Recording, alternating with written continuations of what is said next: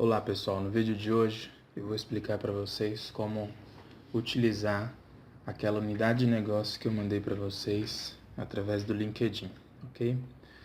Então, essa aqui é uma pasta de trabalho construída no Excel, certo? Tem aqui na parte de baixo todas as planilhas, né, que vocês vão ver ao longo desse vídeo, tá? Vamos iniciar por essa aqui, que é a que apresenta a estrutura da unidade de negócio. Então aqui à esquerda, né, unidade de negócio, estruturação. Você vai visualizar aqui alguns campos característicos, né? Então você pode definir ali o negócio do departamento, a missão do departamento, os recursos, os equipamentos e os regulamentos. Lembrando que você pode fazer isso para um departamento, para uma área ou até mesmo para a própria instituição como um todo. Então, onde está departamento, você colocaria ali negócio da instituição, da organização e assim por diante, ok? Mais aqui à direita nós temos os fornecedores e os clientes, que eu utilizei aqui uma elipse para colocar quem são os fornecedores e os seus requisitos, suas entregas e assim como os clientes, tá? Então você pode inclusive inverter a ordem, né? Colocar os clientes em cima e os fornecedores embaixo. Não quer utilizar uma elipse, pode utilizar outra figura, ou até mesmo colocar na própria célula, né, do Excel sem utilizar essas formas geométricas, ok? Então eu coloco sempre em negrito o fornecedor ou cliente e os marcadores, quais são os seus requisitos ou as suas entregas, ok? Para fazer a edição aqui é simples, tá? Você vai simplesmente clicar, deletar e fazer a inserção normalmente em todos os campos dessa parte, ok? Aqui nas formas geométricas, a mesma coisa, você vai clicar e digitar as informações, não tem segredo quanto a isso.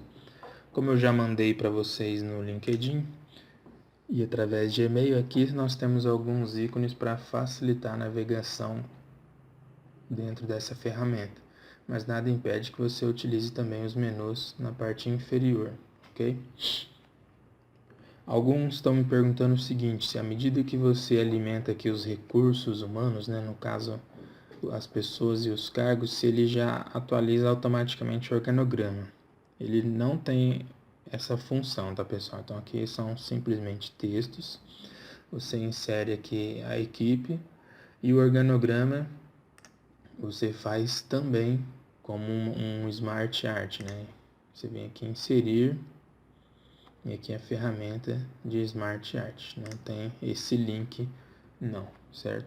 O que você pode fazer é inserir hiperlinks nas caixinhas, né, nos cargos, e à medida que a pessoa clica, ele direciona para o perfil profissional, que aí tem lá a missão do cargo, as funções, as responsabilidades, conhecimento, experiência, perfil e competência, autoridade. Você pode inserir outras informações também.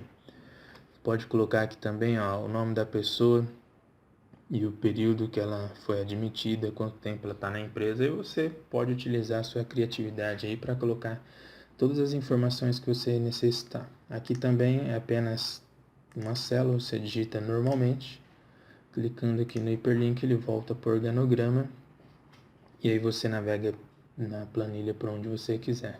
Tá? Vou voltar onde nós estávamos aqui, ok? Então, esses recursos não estão linkados, ou melhor dizendo, não estão automaticamente direcionando para o organograma. Então, você preenche aqui e preenche no organograma também, ok? Um outro módulo que nós temos aqui são os macroprocessos, onde você pode definir aqui os processos, é a mesma coisa, né? Ou do departamento, ou da área da própria instituição. Se você for fazer da própria instituição, talvez fique legal aqui você utilizar esse ambiente para colocar a cadeia de valor da empresa, ok?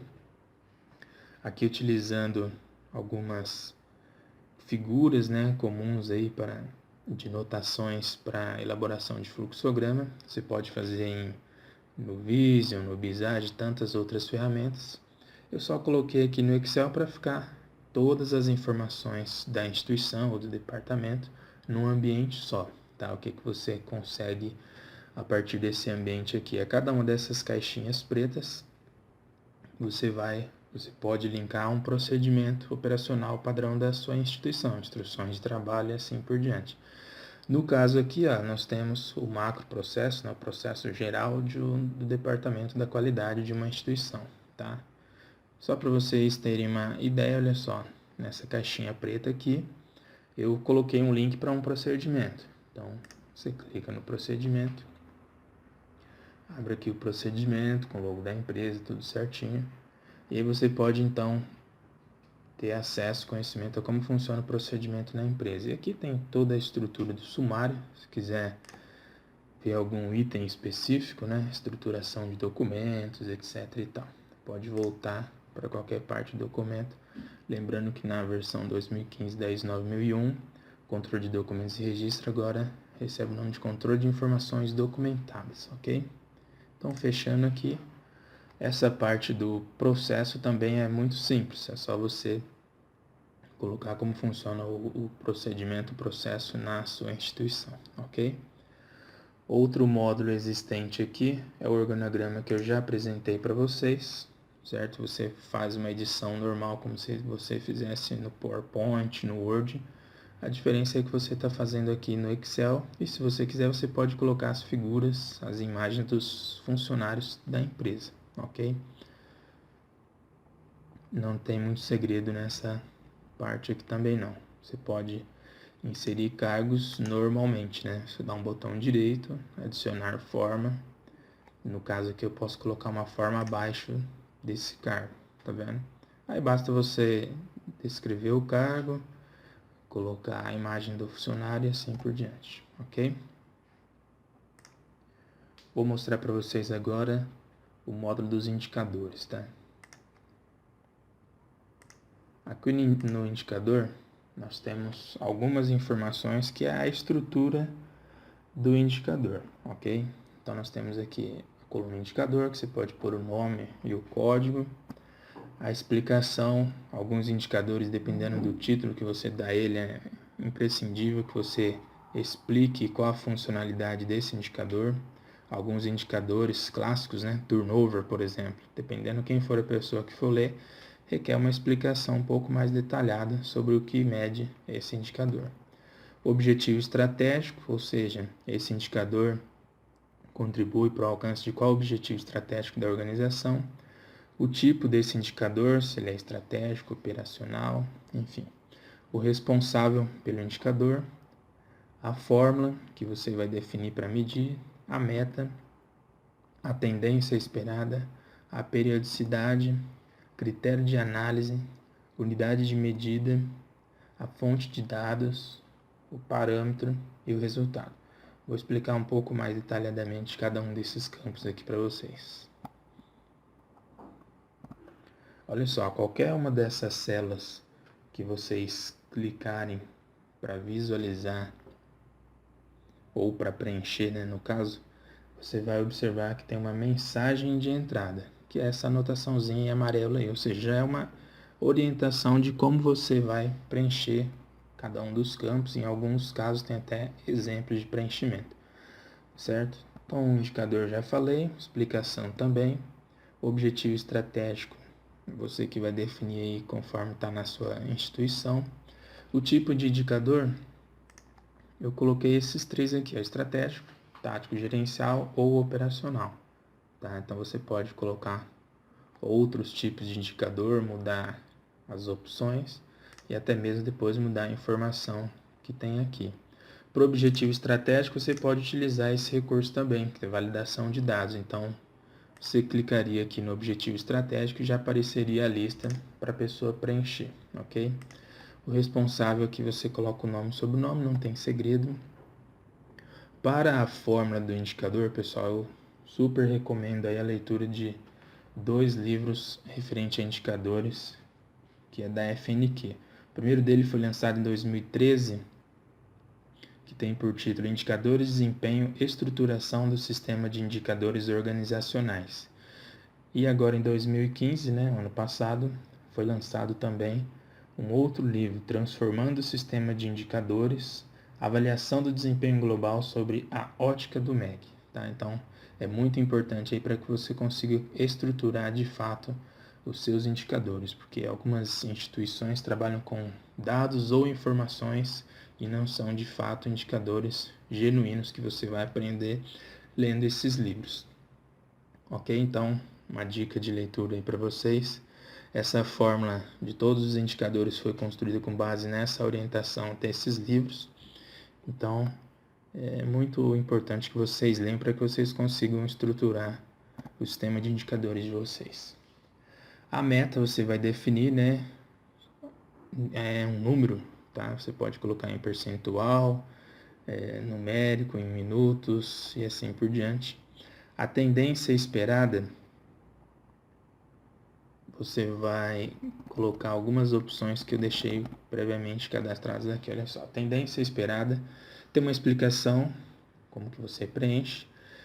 E ali, ó, como essa célula está com fonte de caractere especial, aquela famosa Wingdings 3, conforme você coloca o caractere, uma letra, né, ele representa um caractere diferente. Então, eu procurei qual seria cada um dos caracteres, então aqui tem a dica. Se você, a tendência esperada do seu indicador é que fique dentro de uma margem, no caso desse indicador que eu mostrei para vocês, de orçamento, né? A tendência esperada é que fique entre 10%, ou a mais ou a menos, pensando aí no orçamento da área, né? Então você pode colocar a letra G, que é inclusive a que já está cadastrada aqui, ó, veja no exemplo, nominal, ou seja, ele fica dentro dessa margem daí as setinhas. Caso a tendência do seu indicador seja ascendente, ou seja, quanto maior ou menor, você vai colocar simplesmente uma letra H. Caso contrário, se a tendência for descendente, ou seja, quanto menor, melhor o indicador, você vai colocar uma letra I, e aí automaticamente ele mostra uma setinha apontando para baixo, ok? Vou deixar como estava antes, letra G, maiúsculo, tá? Importante. A periodicidade você pode informar bimestralmente, semestralmente, assim por diante. Critério de análise, eu considero aí pelo menos duas opções, né? O pontual, quando você analisa as informações somente daquele período, seja no mês ou no bimestre. E o acumulado é o que você vem somando ao longo dos períodos, tá? Unidade de medida você pode definir em dia, minuto, quantidade, conforme também tem nos exemplos. Fonte de dados é de onde você vai levantar as informações para poder alimentar esse indicador. O parâmetro de comparação, ou seja, qual foi a referência que você utilizou para definir uma determinada meta. Então você coloca lá a satisfação do cliente 90%. Você está tirando isso da sua cabeça ou são histórico de anos anteriores ou empresas do mesmo segmento que trabalham com essa margem. Enfim, a ideia do parâmetro é você colocar aqui de onde que você está extraindo essa informação.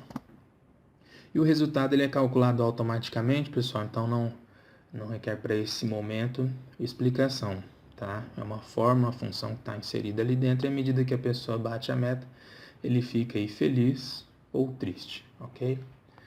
Coloquei esse agrupamento aqui para ficar mais fácil a gente trabalhar com essa planilha. Então eu vou recolher aqui algumas informações, de forma que eu consiga ver em uma única tela as principais informações desse indicador, ok? Como que eu vou fazer para inserir os dados, as informações de acordo com os períodos, né? Porque aqui, como vocês viram, vocês vão alimentar todas as informações que compõem a estrutura desse indicador, mas as informações mês a mês não é nessa tela que você vai preencher. Então, o que você vai fazer? Você vai clicar aqui, que ele já está com um hiperlink para cada uma das fichas. Pronto. Cliquei, ele trouxe a ficha do indicador. Todas as informações que você cadastrou no resumo, né, que é essa planilha aqui de baixo, ele traz automaticamente para você aqui, distribui numa ficha, certo? Aqui nós temos a imagem, né, a foto do colaborador responsável. Todas as informações, a meta, o tipo de indicador, a periodicidade, o objetivo estratégico, todas as informações. As informações que você precisará alimentar São aqui as variáveis, né? Como você informou na primeira tela, nós temos duas variáveis, o orçamento realizado e o orçamento previsto, e aí o cálculo que é feito a gente vê depois, certo? Mas basicamente você vai alimentar essas duas variáveis e o resto faz parte do cálculo da função, do resultado do indicador. Aqui a fonte de dados e o parâmetro de comparação é trazido automaticamente. O que você vai precisar preencher é o comentário sobre o desempenho do indicador e depois análise de tendência, certo? Logo mais abaixo aqui nós temos o gráfico, que traz inclusive aquela informação, né, que a meta tem que ficar dentro dessa informação, certo? Dentro desse limite. E aí você pode utilizar também os hiperlinks aqui para acessar, que você visualiza o gráfico do indicador e aqui você volta para o topo, ok? Em todas as fichas de indicador, nós temos aqui nas variáveis alguns comentários utilizando o recurso do Excel, onde nós colocamos a regra de contagem. Ou seja, quando eu for alimentar esse indicador, o que eu preciso considerar para colocar as informações aqui mês a mês. Nesse indicador de realização do orçamento, não tem muita informação, muito detalhe na regra de contagem, mas eu vou mostrar um outro indicador, que a regra de contagem está bem legal. Então, olha só. No caso aqui, o orçamento previsto, eu só coloquei a informação, valor informado ao departamento de custo e orçamento no levantamento de dados, informações, requisitos etc. para a composição do orçamento. Já o orçamento realizado, eu vou considerar os valores registrados na planilha ABC, por exemplo, fornecida pelo departamento de custos, ok? Vejam que aqui, por exemplo, até o mês de março, como a meta, né, é ficar entre 10% ou acima ou abaixo do que foi previsto, ele então, no caso o Antônio Ferreira, né, bateu a meta, por isso o ícone aqui está verdinho. Veja que esse ícone aqui está totalmente vinculado a esse. Então veja, realização do orçamento, ele bateu a meta, certo? E ele está verdinho. E aqui, olha só, nós vamos, por exemplo, lançar as informações do mês de abril, certo? Eu vou lançar aqui, por exemplo, que o orçamento previsto para abril era 159 e aí eu realizei 120. Perceba que aqui, ó, ele já fez o cálculo que eu quis deixar aqui na ficha, é você que decide o que você coloca ou não. Houve uma variação de 39, certo? Que representa 25%. Como a meta é 10%, logo ele ficou triste, né? Ele ficou vermelhinho, então não foi possível bater a meta. Se você observar lá no resumo, ele já trouxe automaticamente aqui o ícone, né? O status. O que nós vamos fazer? Olha só, depois de inserida essas informações, um detalhe importante, pessoal, nessas células aqui, ó, nessa linha, eu deixei com a fonte vermelha para vocês verem que tem alguma coisa, tem alguma fórmula, alguma função por detrás disso para que consiga gerar essas informações e até mesmo atualizar o gráfico, certo? O gráfico também ele atualizou aqui com a informação inserida do mês de abril, certo? Mas você pode depois, se isso ficar incomodando, você simplesmente coloca uma fonte branca aqui. O único detalhe é tomar cuidado para não deletar, certo? Uma vez que você deletar a informação, aí você perde boa parte da estrutura do indicador. Então eu acabei deixando vermelho para vocês verem que tem algo nessa linha, tudo bem? Como é que funciona aqui a informação que eu coloco no comentário sobre o desempenho do indicador, certo? Inicialmente, nós só tínhamos até o mês de março, né? E aí havia se batido a meta, então não era necessário um comentário sobre o desempenho do indicador. Por isso ficou aqui não aplicável, ou você poderia deixar vazio também. Só que o cenário agora de abril é um pouco diferente, né? A pessoa não bateu a meta, e aí com certeza é necessário um comentário do porquê, o motivo pelo qual você não bateu a meta e, consequentemente, a justificativa, certo? Mas para não perder tempo, eu vou abrir um outro indicador. Vou abrir um outro indicador para vocês que tem essa informação essa justificativa, né, o comentário sobre o desempenho do indicador, ok? Que é o indicador de número 4. Olha só. Eu acessei por aqui, mas poderia normalmente voltar no menu e clicar aqui, ok? Veja nesse caso aqui, pessoal, não foi batida a meta, certo? A meta era controlar 100% dos documentos e nesse caso aqui só bateu 95%. E aqui já tem a justificativa, né? Comentário sobre o desempenho do indicador. Por exemplo, nesse mês tivemos 2 funcionários afastados do exercício de suas funções, o que contribuiu para que não alcançássemos a meta, ok?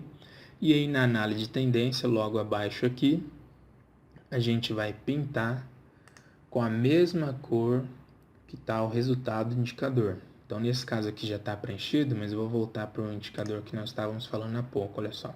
Já vem essa informação aqui, ó. Pinte a seta correspondente à tendência com a mesma cor do desempenho do indicador no período analisado, que no caso está verde e vermelho. Logo em seguida, digite aqui a sua justificativa para essa previsão. Então, voltando no indicador, olha só. Foi comentado que 2 funcionários estavam ausentes nesse período. E aqui a tendência, nós estamos pintando da mesma cor, tá? Por quê? Porque para fazer o link com o status atual do indicador. Vejam só, alguns podem se perguntar, mas melhorar não seria verde? Na verdade não, pessoal, porque olha só. Eu vou terminar de ler aqui, olha só. Então eu estou pintando de vermelho, eu espero que melhore no próximo mês e a justificativa é: no próximo mês os 2 funcionários supracitados retornarão do período de afastamento, tá? Eu coloco que vai melhorar, mas eu não posso colocar verdinho, porque vejam só, pode ser que no mês de maio nós tenhamos aqui 100 documentos aprovados, ok? E aí, mesmo com a presença desses 2 funcionários, eu posso de repente atualizar 99. Então veja, melhorou em relação ao período anterior, de 95, eu subi para 99, mas isso não quer dizer que do mês anterior eu estava vermelho e nesse eu vou ficar verde. Então por isso a gente utiliza a mesma cor. É claro que se você conseguisse cumprir a sua meta, ele ficaria verde, tá? Mas nós não podemos garantir que essa melhora vai mudar o status significativamente do seu indicador. Então, por isso você utiliza a mesma cor, ok? No caso aqui, a gente espera que vá melhorar, porque esses 2 funcionários retornarão de suas funções, certo? Se os 2 funcionários ainda estivessem afastados, o que você poderia fazer? De repente, colocar aqui que para o próximo período você poderia estabilizar, manter como estava, ou até mesmo piorar, não é mesmo? Você pode colocar aqui, por exemplo, a informação de que ia piorar e aí fazer a justificativa, ok? Então, entendido essa questão do cumprimento da meta, se você tivesse batido a meta aqui 100%, aí a cor que você utilizaria seria esse verdinho aqui, ok? Então, a mesma cor do resultado do indicador, porque o melhorar não significa que você vai, de fato, cumprir a meta, ok? Com relação à regra de contagem, que eu falei que tinha um indicador um pouco melhor para mostrar para vocês, vou mostrar aqui o indicador 2. Vejam só, nós temos aqui toda a ficha de indicador alimentada, como já foi mostrado, e aqui a regra de contagem está um pouco mais completa do que aquela que foi mencionada no orçamento. Veja, total de processos críticos. O que seria isso? A quantidade total de processos definidos na lista de processos críticos a mapear, e aí nós temos uma nota. Não devem ser contabilizados no denominador deste indicador os processos críticos que surgirem após a validação dos itens da lista de processos críticos a mapear, assim como os processos que não forem classificados como críticos, tá? Então, de repente, uma pessoa que não tem essa informação começa a contabilizar aí processos que foram feitos, identificados depois dessa validação, até mesmo processos que não são críticos. Então, é muito importante que você coloque essa regra de contagem, para que se algum outro funcionário vier a preencher em algum determinado período, ele alimente corretamente. E o número de processo mapeado, mesma coisa, né? Tem a sua regra de contagem. São o número de fluxogramas desenvolvidos e validados, ou seja, eles têm que estar assinados por todos os responsáveis envolvidos no período de um mês. Anota que não devem ser contabilizados no numerador deste indicador os fluxogramas que ficaram pendentes por quaisquer que sejam os motivos, tá? Então, impossibilidade de reunião com os envolvidos, falta de assinatura, mudança na empresa, enfim. Assim como os processos que não forem classificados como críticos. Tudo bem? E aí nós vamos voltar então para o resumo, ok? O que eu quero acrescentar aqui para vocês, pessoal? Esse menu aqui, ó, possibilita, né, como foi feito em Excel, você fazer filtros. Então, de repente, você vai para uma reunião e aí você vai apresentar para a diretoria os indicadores, como no livro que eu citei para vocês, traz até uma definição bem válida sobre indicador, né? Então, ele indica a dor. Então, por exemplo, você vai apresentar os indicadores para a diretoria, de repente você possa fazer um link, um filtro, e aí, no caso aqui, como nós estamos utilizando caracteres por conta dos ícones, a letra L é que representa o não cumprimento da meta. Então, de repente, você pode ir para essa reunião e apresentar para a diretoria, né, somente os indicadores que não foram cumpridas as metas. E aí, consequentemente, você abre a ficha, aí tem lá a explicação, o comentário, a tendência, as justificativas pelo qual esse indicador não foi batida a meta, ok? Então, é uma facilidade aí que você tem ao se trabalhar também com o Excel, ok?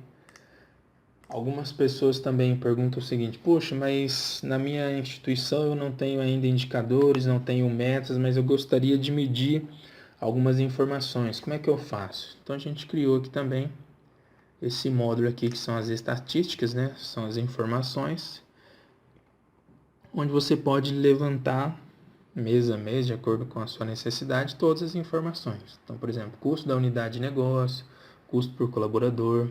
Nesse caso ficou aqui porque não tem meta. A partir do momento que você falar, poxa, o custo da unidade de negócio tem que ser X% em relação ao custo total da organização. Então você tira esse gráfico desse módulo e passa para a parte estrutural, ou seja, você define a meta, fonte de dados, toda aquela estrutura que já foi apresentado para vocês, ok? Então nós temos aqui vários tipos de gráficos. Esse aqui tem um visual um pouco diferenciado. Esse de termômetro você pode utilizar como indicador, sim, que está em percentual. Então, o percentual indica que você tem pelo menos aí duas variáveis. Só que eu indico mais para quando você for fazer um indicador, que você vai fazer uma análise acumulada, né? Você não tem que fazer mês a mês um gráfico desse. Então, você deixa na ficha do indicador aqui, por exemplo, olha só. Você pega qualquer um desses indicadores e ao invés de colocar um gráfico desse aqui, você pode substituir por um gráfico desse aqui somente, tá? Pensando que ao invés de você alimentar mês, você pode até alimentá-lo mês a mês aqui na ficha, né? Você pode alimentar mês a mês, só que o gráfico ele só pegaria as informações do acumulado, tá? Tudo bem? Então vamos lá. Voltando às estatísticas, né? Então você coloca aqui o gráfico da forma como você preferir. No meu blog eu explico como fazer esse gráfico aqui de termômetro e esse de pirâmide etária, certo? Poxa, mas como eu faço a alimentação dessas informações, né? Na ficha do indicador tá fácil, eu registro as informações. E nesse, onde que eu coloco os números, né? Então você vai pegar aqui, ó, esse ícone também foi mandado no e-mail. Você vai abrir o banco de dados, né? Assim como qualquer sistema, tabelas, essa parte a gente normalmente não mostra, né? Fica no banco de dados da empresa. A gente só mostra as informações mesmo, os gráficos, né? Então vejam só. Aqui você vai alimentar as informações conforme você for apurando mês a mês, tá vendo? Tem aqui uma algumas informações, por exemplo, faixa etária, é aquela pirâmide que vocês viram, e as ações é o termômetro, tá? Então você pode, por exemplo, como eu falei há pouco, né? Você alimenta mês a mês as informações, ele gera o gráfico. Por exemplo, aqui, ó, o gráfico de ações está com 67% das ações realizadas, certo? Que é o mesmo que nós temos aqui, ó, 67%. Se você alimentar o próximo mês, por exemplo, abril, nós tivemos mais 10 ações previstas e nós fizemos 9. Ele soma aqui o total de realizado, 29, e previsto 40. Então, dá aqui um percentual de 73%. Logo, o termômetro foi atualizado. Ok? Essa é a unidade de negócio que eu tinha para apresentar para vocês, pessoal. Espero que tenha ajudado e facilitado aí o entendimento dela. Ok? Posso postar mais para frente outros vídeos explicando como funciona as fórmulas, né? Porque, por exemplo, a cada indicador desse, vocês viram que ele automaticamente atualiza o sinal, né? Então veja que aqui por detrás de tudo isso nós temos uma fórmula, né? Então aí será necessário que você entenda um pouco de fórmulas e funções para que você consiga fazer a adaptação para sua empresa, ok? Para cada indicador é utilizado um cálculo, né? Que você define lá no início, como eu já falei, ó, nesse caso aqui está sendo feito uma subtração entre as variáveis e a diferença dela sendo dividido pelo orçamento previsto, ok? Já em outras, olha só, é o número de procedimentos, no caso POPs, né, disponibilizados na intranet, dividido pelo total de fluxogramas validados. Então aqui é uma outra fórmula, tá vendo, um pouco mais simples, diferente dessa primeira que tem um pouco mais de informações, ok? Então, talvez eu poste aí mais para frente alguns outros vídeos explicando como faz a alteração de algumas informações, né? O objetivo desse primeiro vídeo era explicar o funcionamento da unidade de negócio, uma vez que eu mandei para vocês aí a partir através do LinkedIn, ok, pessoal? Então é isso que eu tinha para mostrar para vocês. Espero que tenha ajudado. Até a próxima.